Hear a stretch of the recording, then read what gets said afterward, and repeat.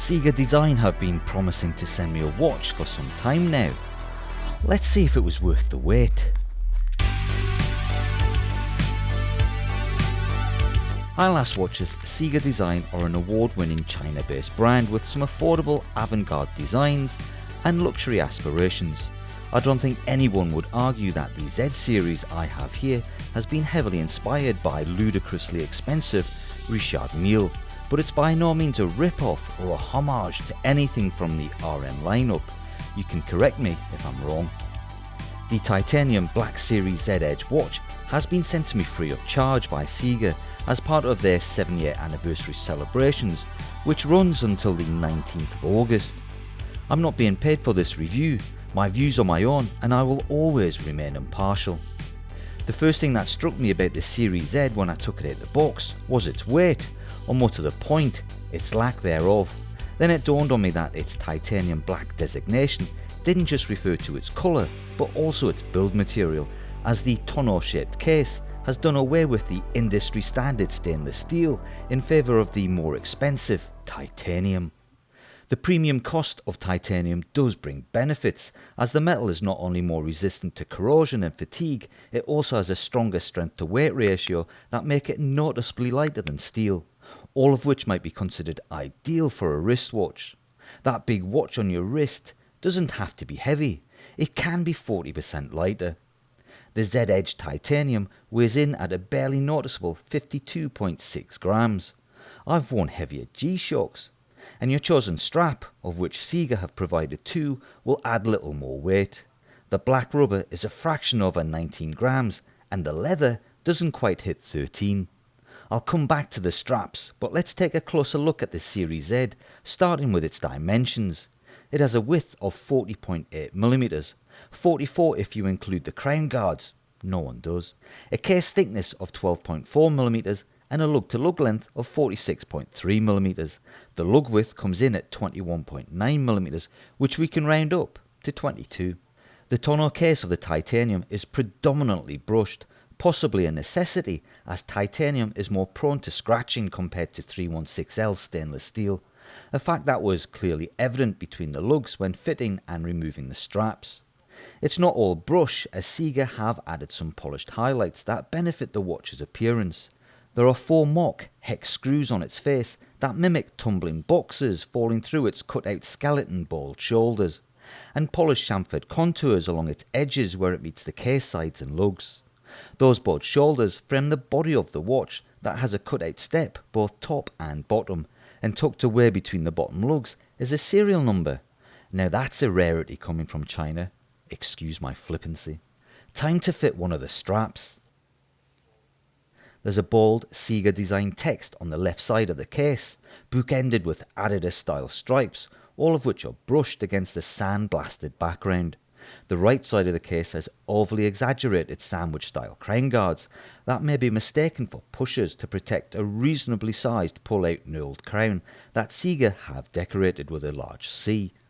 The crown looks a little out of place as it doesn't quite align with the guards that are there to protect it, and winding that crown might set your teeth on edge as it has an audible coarse grating sound synonymous with a seagull movement. Look closely and you can make out a crimson red crown stem tucked away within the cut-out shoulder. The right side of the case has been decorated further with additional mock hex screws that don't appear on the left side of the case, which leave it a little unbalanced on the design front. I can't help but notice that they do pay a passing resemblance to the Mercedes emblem. Let me know if you think that's intentional. The rectangular-ish curved crystal of the edge is sapphire glass. Trust me, I tested it. Sadly, the display caseback is a more affordable mineral glass, which should remain well protected against your wrist. The skeleton dial has a crisscross design of titanium grey-coloured struts and bridges to support the contrasting Seagull ST2553JK calibre within.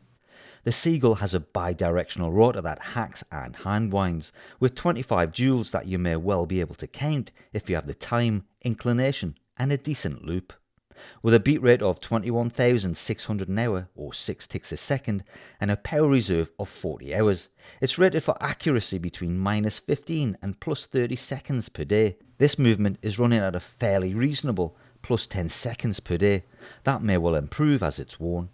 The skeleton dial is framed with a grey chapter ring marked with black indices to measure the minutes and seconds, and small silver framed black teeth for the hour markers with doubles at the 3, 6, 9 and 12. There's a polished embossed CIGA Design text at the 3 o'clock position. The skeleton handset matched the dial, maybe a little too well. They are polished skeleton batons with inlaid painted blood red arrow tips, supported with the tiniest loom-filled arrows at their backs. The loom is quite lacking and feels a bit like an afterthought. The stick-thin red seconds hand with paperclip counterbalance finishes the dial. I'll throw in a quick loom shot here and you can see that it was hardly worth the effort. A missed opportunity by CIGA. The rear of the watch shows a large unsigned rotor that moves freely and audibly to give a clean view of the seagull movement within. I would rather see the CIGA Design text here than on the case side. Having the logo on the rotor might also serve as a distraction to take your eyes off what would appear to be a bright red plastic spacer supporting the movement both top and bottom. This may well be some sort of shock absorber, but it's visually jarring against the skeleton movement.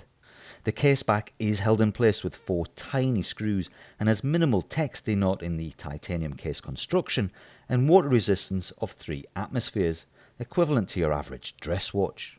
The textured rubber strap feels almost weightless. It's fitted with bolt action spring bars, making it easy to fit or replace. It remains 21.7mm wide from head to tail and only tapers at the tip. It has the CIGA Design text on its face and is decorated with that tumbling box design from the hex screws. There are 2 plain rubber keepers and a slim polished, I think, stainless steel tang and buckle. I'm guessing it's a stock piece and is interchangeable with the other Series Z watches. It also bears the CIGA Design logo. The tail has 12 diamond-shaped cut-out holes for fitting the tang. The rear of the strap has a smooth tumbling box design. Overall, if you don't mind the branding, it's a fairly decent and comfortable strap that wears well on my 7-inch wrist. The mock croc black leather strap is also fitted with quick release spring bars. It starts at 21.7mm and tapers to 19.5mm. It has 2 leather keepers and the same polished metal tang and buckle. The tail has 9 holes for adjustment. The only branding is on the reverse of the strap. The croc is a stiff piece of leather that will need some wearing in, and it feels quite formal and a little out of place on such an ostentatious watch. The rubber strap would be my preferred choice. Luckily, CIGA have given me the option. The CIGA Design Titanium Black Series Z Edge is currently on sale at $279 or £223, though you'll have to move quick to secure that price before the anniversary promotion ends. If you miss out, then it's probably worth waiting for their next promotion or signing up to their emails for a discount. The watch comes in an attractive white book design box. Turning a couple of pages reveals the Series Z Edge case and the 2 black straps securely stored between the pages. Other case colour and strap options are available if you feel brave enough to carry them off. The back pages of the book themed box has an operation manual and a warranty card with details of your 12-month guarantee. 2 years would be better. I'll add a link for your convenience to the CIGA Design website in the video description below.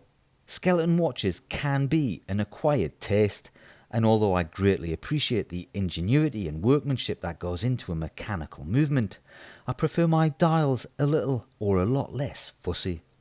I have several watches with display casebacks that allow me to marvel at the calibre within, but when it comes to telling the time, I prefer a clean, legible, easy to read dial. It's noticeable that CIGA have kept their text on the dial to a minimum, allowing the seagull movement to be the star of the show, and it really is a work of art that is displayed beautifully in an almost transparent case. It's a shame that they branded the case so heavily, but I guess they know their market. If you're a fan of skeleton watches or looking to add one to your collection, then the CIGA may be the perfect entry-level option to get one on your wrist. It's by no means perfect, but it's pretty impressive. The only negative I can see, or more to the point here, is that the ST2553JK caliber has an unmissable loud spinning rotor and winding action that blows a Miata out the water. Something that CIGA are well aware of, as their advertising puts a positive spin on the audible mechanical movement that allows you to hear the beating heart of the watch. The brand are not alone at this price point. You may want to check out the Forge & Foster Centurion Titan X that I reviewed a couple of years ago. The resemblance is uncanny. It would seem that even CIGA have their imitators, and they should be flattered. The Centurion has slightly better lume and larger hour markers, but it's a chunk of stainless steel more suited to a larger wrist. Provided you can overlook that jarring movement holder, which should be hidden on your wrist, the Series Z has a more intricate case design and better finishing with a handset that is somewhat easier to read, and the premium titanium-like case material and strap options are preferable for smaller wrists. Let me know in the comments below if you're a fan of the CIGA or Skeleton watches in general, or do you prefer a simpler dial with better legibility and a bit more meat on its bones. Thanks for watching, don't forget to like and subscribe to the channel, and I'll catch you all in the next video.